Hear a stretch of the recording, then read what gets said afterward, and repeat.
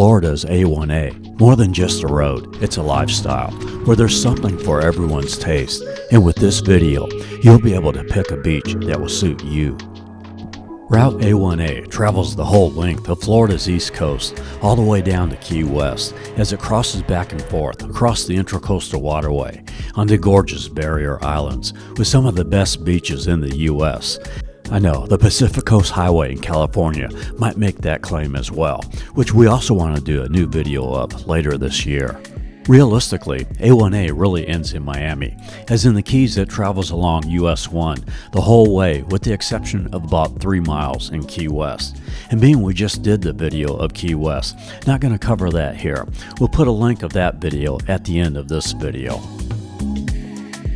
Florida's East Coast is divided into 5 sections. You have the first coast, where we'll show the beaches of Amelia Island, Jacksonville, St. Augustine. And then there's the Fun Coast, which includes Ormond Bch, Daytona Bch, New Smyrna Bch. South of that is the Space Coast, where we'll show Cocoa Beach and Melbourne Bch. And below that is the Treasure Coast, where we'll see Vero Bch, Fort Pierce, Jensen Bch, and Stuart Bch. And then there's the Gold Coast, where we'll show the beaches of Jupiter, West Palm Beach, Delray Bch, Deerfield and Pompano Bch, Lauderdale-By-The-Sea, Dania and Haulover Bch, and of course Miami Beach. We'll show 25 beaches. I rank the beaches giving you my opinion so that you are not confused on the location. We'll show the beaches in the order from south to north. We are Tampa Aerial Media. We film mostly in Florida in the winter and spring, and outside of Florida in the summer and fall. Next, we'll be going to the Bahamas. I always appreciate your memberships, your super chats, and using our product links. It helps to pay for the cost of filming. And your feedback and sharing of these videos greatly appreciated. If you have a vacation rental you want featured, especially in the Fort Lauderdale, West Palm Beach, or Daytona areas, contact me at info@tampaaerialmedia.com. And now, the best beaches of Florida's East Coast.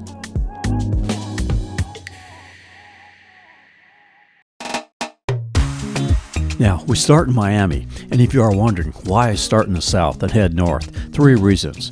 1, the angle of the sun is better for filming. 2, when traveling, the northbound lane is on the beach side, so more convenient to pull off without crossing traffic. And 3, it's good to deal with all the traffic and parking hassles of South Florida early in your trip when you have the most energy. Then when you get to the more laid-back, easy access beaches of the Treasure Coast and First Coast, you can just sit back and relax and take a breather. If you ask AI, it will tell you that A1A is 339 miles long, but that is wrong. You are looking at about a 440-mile ride if you drive it between Fernandina Beach and Miami, with all the back and forth from the mainland to the barrier islands. We start in Miami Beach at the most famous beach on the list, South Bch. While it might not be on many true beach lovers' lists, I do have to put it on a favorite beach list for several reasons. Yes, you will have challenges with parking, traffic, and lodging is not cheap, but the reward for all of that is you have the best food in Florida, absolutely gorgeous turquoise waters, and a world famous, very lively nightlife. The best area for nature I'd recommend is South Point Park here. The beach walk starts at A1A and wraps around this park and goes to the pier.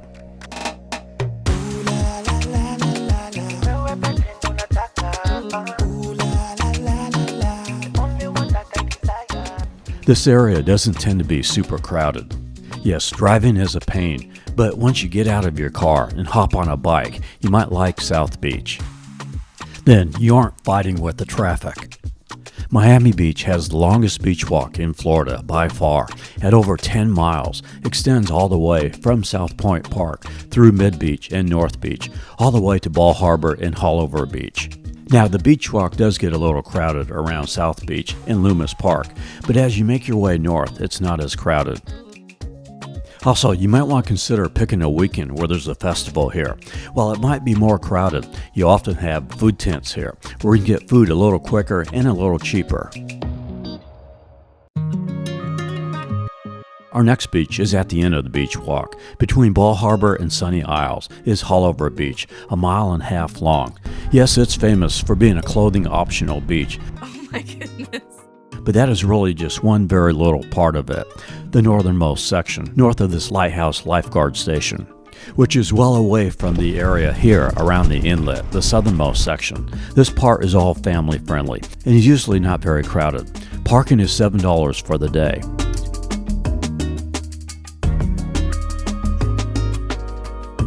Now, we move into Broward County. The second longest beach walk in Florida is Hollywood Beach. Here, there's lots of places to rent bikes and plenty of eateries.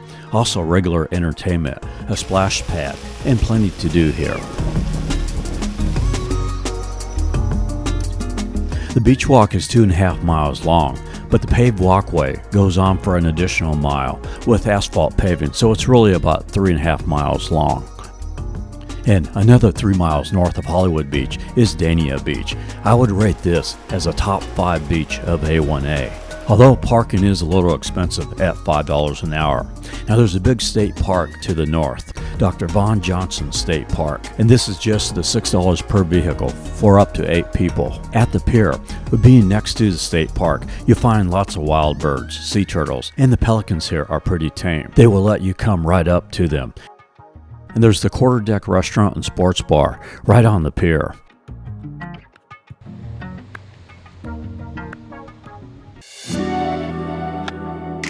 Now, we are going to pass Fort Lauderdale Beach. I want to do a new video here, possibly as early as next month. But on the north part of Fort Lauderdale is Lauderdale-By-The-Sea. Whereas Fort Lauderdale has a lot of corporate concrete high-rises, Lauderdale-By-The-Sea is just the opposite. It's more laid back, old Florida type of place, where you generally find friendly people. Lots of good restaurants around the beach pavilion, like the Aruba Cafe here. Now the pier is still closed and not expected to reopen until 2028, but still a good place to hang out. There's beach lounger rentals here. Parking can get limited. It's $2 to $4 an hour, but this is a good place to get a vacation rental through Verbal, so you don't have to worry about the parking. Now, if you are looking for a great pier, that is 3 miles to the north in Pompano Bch. A beach named after a fish. There's got to be some great fishing here, and there is. The end of the Fisher family pier here is in the shape of a fish. This is a very clean, well-maintained beach. You have the Lucky Fish Beach Bar and Grill here, overlooking the beach and pier. We now cross the Hillsborough Inlet, and 6 miles from Pompano Beach is Deerfield Bch. This, like Pompano Beach, a very clean and well-maintained beach. Parking is $3 an hour on weekdays, $4 on weekends. There's a 1,000-foot fishing pier, a little older than Pompano's pier, but still great.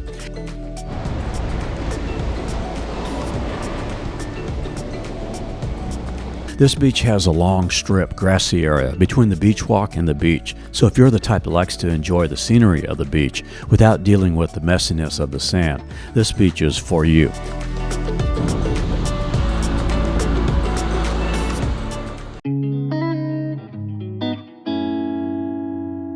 Now, we move into Palm Beach County, where Boca Raton has some great beaches, but parking is outrageous at $35 a weekday and $50 on weekends, so gonna skip most of Boca's beaches, other than to show you this little South Inlet Park, where parking is $3 an hour weekdays, $4 an hour on weekends. It's not a big parking lot, so you want to come early to find a spot, but it has this nice walkable jetty, great for watching boats coming in and out of the Boca Inlet. Boca Raton does have some gorgeous trees. You'll see these gumbo limbo trees all over the place. 8 miles north of Boca is what I would certainly rank in my top 5 beaches of A1A, Delray Bch. Here you have both the nightlife of Atlantic Avenue as well as a great beach. And here the nightlife doesn't get out of control like it sometimes can in Miami Beach. It is pretty safe for families or to take a stroll down Atlantic Avenue. And there's lots of great restaurants here, plenty of eateries. Parking is $3 an hour here on A1A or $2 an hour at the garage. And the sand here is pretty soft, some of the best of the East Coast beaches.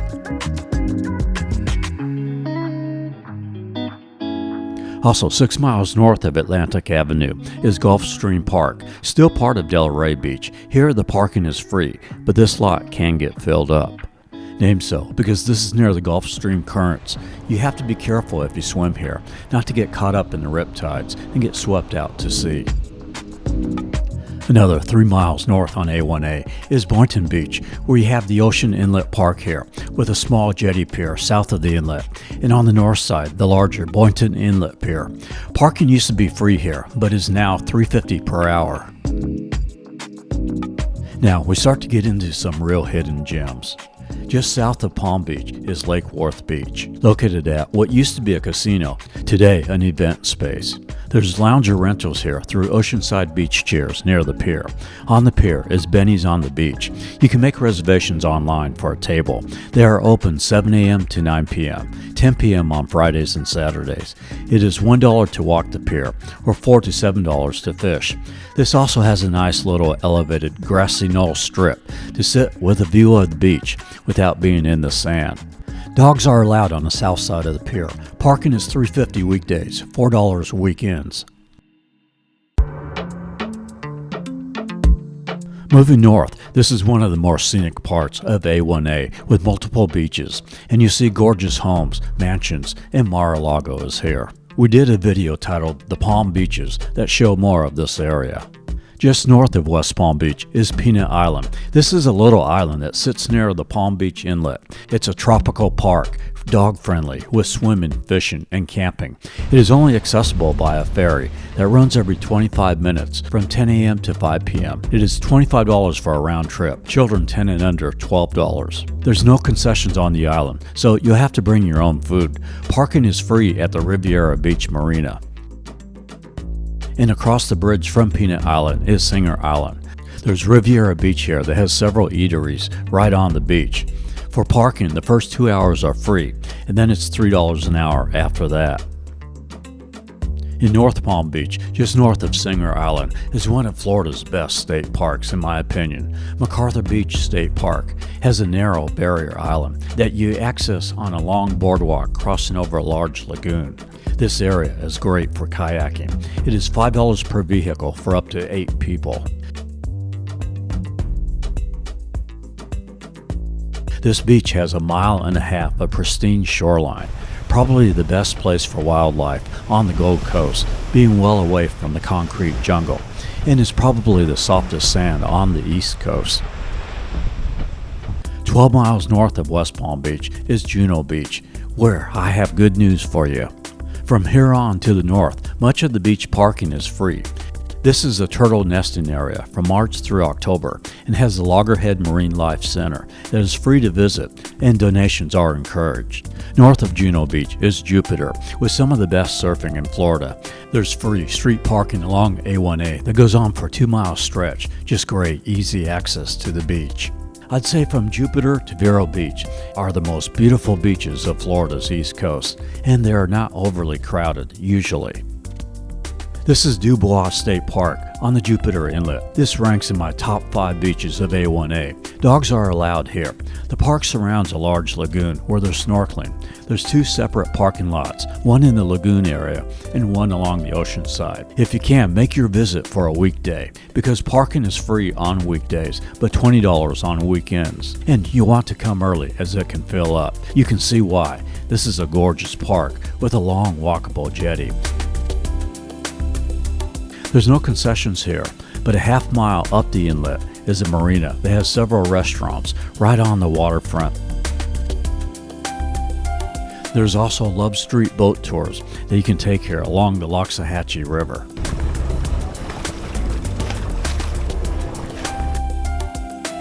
Across the inlet is the Jupiter Lighthouse and Museum. You can climb to the top. It is $15 for adults, $8 for children 6 to 18.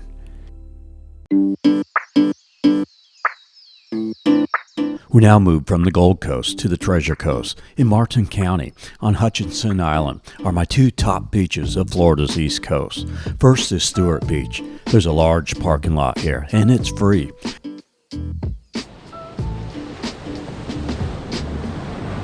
The waves are pretty strong here, so great for surfing, but again, be careful of the rip currents. I had a GoPro that got swept out to sea here. There's a Seaside Cafe, a casual eatery under tiki huts, has a pretty decent menu, and you can book lounger rentals at the cafe, so it makes it super convenient. So all of this, along with the free parking, and it's dog friendly, makes this my #1 beach on Florida's East Coast. And there's the Elliott Museum with history exhibits of Americana. There's a 3-level car racking system that allows you to view the vintage cars like a vending machine. You choose the car you want to see, and they bring it right up in front of you. Also, the town of Stuart has a vintage downtown and boat tours. It's worth checking out as well. 5 miles north of Stuart is Jensen Bch. This is similar to Stuart Bch. Now the beach itself is slightly more narrower than Stuart Bch. This is another loggerhead turtle area from March through October. There's rolling dunes, sea oats, and palm trees, and it is dog friendly. This cafe here was destroyed by fire, but a new cafe will be built and open in 2027. South Hutchinson Island here is huge, 23 miles long, a nature lover's paradise. We did a 2-video series of the Treasure Coast that shows more of this island. Now in the Fort Pierce part of the island, at Frederick Douglass Park is one of the 2 places we'll show on A1A where you can do horseback rides along the beach. Such gorgeous scenery, and they're looking at their phones. This is tours on horseback. Reservations can be made through their website. At the north end of South Hutchinson Island is Jetty Park of Fort Pierce. There's a Jetty Park of Port Canaveral that has an entrance fee, but this park is completely free parking. Now, it can get busy from January through March. There's lots of benches along the inlet, lots of places to just sit and watch the boats coming in and out of the waterway. This jetty is known to be one of the better fishing spots in the region. There's a handful of restaurants within walking distance, like the Island Beach Bar and the Doom Bar, which is right on the beach.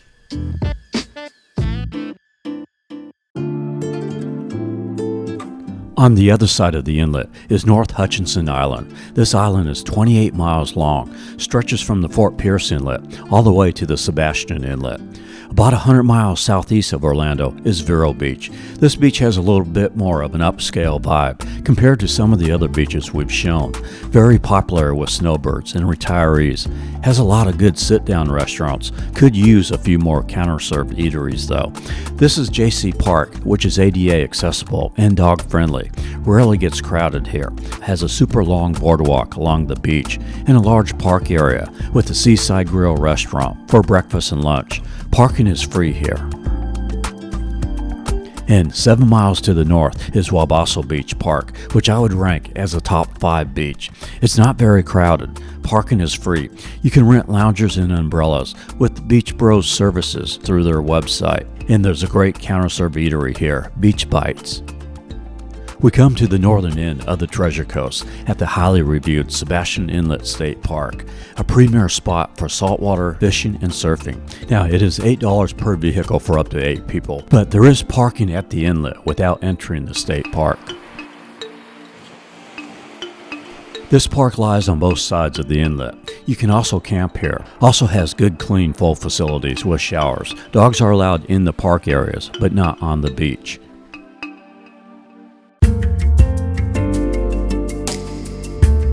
Now we enter the Space Coast. Here there's Melbourne Bch, whose beach parks are nothing fancy, but free parking and good facilities, and lots of good surfing. This is where it is believed Ponce de Leon first landed. It was him who named what he thought was an island, La Florida. So very historical. This is Howard Futch Memorial Park here. Has playgrounds, full facilities, and the Stoke Kitchen, a good little cafe. 30 miles north of Melbourne Bch is Cocoa Beach. Being an hour's drive from Orlando makes this beach popular for those who want to combine the amusement parks in Orlando with a beach getaway. This, the Cocoa Beach Pier, which has the Pier 62 restaurant at the base of the pier and the Riki Tiki Tavern at the end of the pier. It is $15 to park at the pier, but metered street parking is $2.50 to $5 an hour. Now, moving to the Fun Coast, just south of Daytona Beach, is New Smyrna Beach. Many people will tell you this is Central Florida's best beach. It offers miles of greenways, parks, and trails. I want to do a new video of the Daytona area this year, and will definitely show much more of New Smyrna Beach. This is Dunes Park here. It has over 2 miles of ADA accessible elevated boardwalks with views of the Atlantic, the Indian River, and the Ponce Inlet. It is $10 per vehicle here. Now, if you want to drive on the beach, it is $30. North of the inlet is the Ponce Inlet Lighthouse and Museum at 175 feet. This is Florida's tallest lighthouse. It's 203 steps to the top. It is $7 for adults, $2 for children. Pretty reasonable, and there's some good waterside restaurants across the street from the lighthouse. North of Daytona is Ormond Bch. It's another favorite. Now, this is the part of Florida's coastline where the sand is not as soft. The beach surface is more solid. But because of that, you'll find many of the beaches in this area where you can drive right on the beach. In fact, this is known as the birthplace of speed, as car racing began here in 1902. And since this is still Volusia County, it is $30 to drive on the beach or $20 to park in the parking lots. Now, our final coast is the First Coast. Just recently did videos of St. Augustine, Jacksonville, and Amelia Island. And here, for the most part, parking is free, and half of the year it is also free to drive on the beach, and a reasonable $10 during the spring and summer months. This is Vilano Bch, which is right across the bridge from St. Augustine. You can drive on the beach if you have a four-wheel drive, and if so, it's one of the best places to watch the sunset.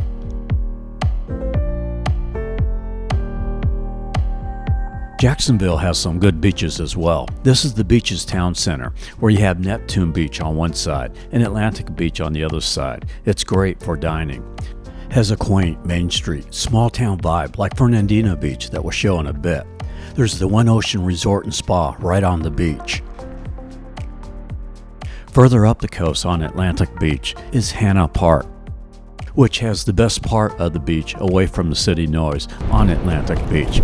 It is a reasonable $5 to enter Hannah Park. Also has a large lake. And north of Hannah Park is the only ferry on A1A, the Mayport Ferry, which is $7 on weekdays, $8 weekends. It's just a short 8-minute ride across the St. Johns River. Here, A1A crosses the St. George River along the Timaquan Preserve, just gorgeous North Florida. Here there's Huguenot Park, which is one of the few beaches in Jacksonville that is not dog-friendly. You can camp here as well. And finally, we enter Amelia Island in Fernandina Beach. At the south end is Amelia Island State Park, which you can drive on, and it's only $2. They also have a long fishing pier that is another great spot to watch the sunset or viewing the wildlife.